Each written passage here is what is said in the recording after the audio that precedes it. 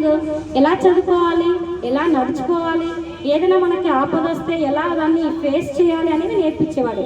అంతమంది పిల్లలకి ట్రైనింగ్ అయిపోయింది, వాళ్ళ పేరెంట్స్ వచ్చారు. సరే ఇంకా లాస్ట్ ఎండింగ్లో ఏం చేసేవాళ్ళు, గురువు దగ్గరికి వచ్చి నమస్కారం చేసుకొని, సార్ మా ట్రైనింగ్ అయిపోయింది, మేము వెళ్తున్నాం, మా పేరెంట్స్ వచ్చారని వెళ్ళిపోయేవారు. ఇంతమంది పిల్లలలో కౌటిల్యుడు అనే ఒక వ్యక్తి ఉండేవాడు. అతను ఏడుస్తున్నాడంట, వాళ్ళ పేరెంట్స్ వస్తే ఇంటికి వెళ్ళలేదంట. ఎందుకు నేను ఇంటికి వెళ్ళను, సరే సరే గురువు పిలిచి ఋషి పిలిచి అడిగాడంట, ఏంటి కౌటిల్యుడు మీ అమ్మా నాన్న వచ్చారు కదా ఎందుకు వెళ్ళలేదు అని.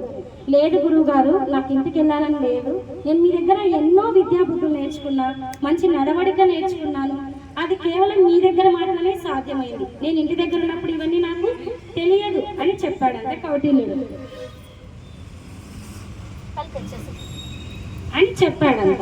సరే ఆ కౌటిల్యుడి యొక్క ఇంట్రెస్ట్ గురువు చూసి, అరే ఇంతమందికి నేను విద్య చెప్పాను కానీ ఆ కౌటిల్యుడికి మాత్రమే ఇంట్రెస్ట్ ఉంది, నేను ఇంటికి వెళ్ళను, నేను ఇక్కడే ఉండి ఇంకా కొన్ని నైపుణ్యాలు కొత్త విద్యలు నేను నేర్చుకోవాలి అని.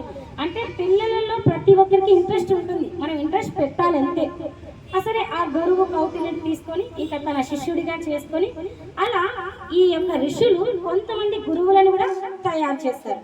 ఈ సంవత్సరం ఇక్కడికి సమాప్తం. నెక్స్ట్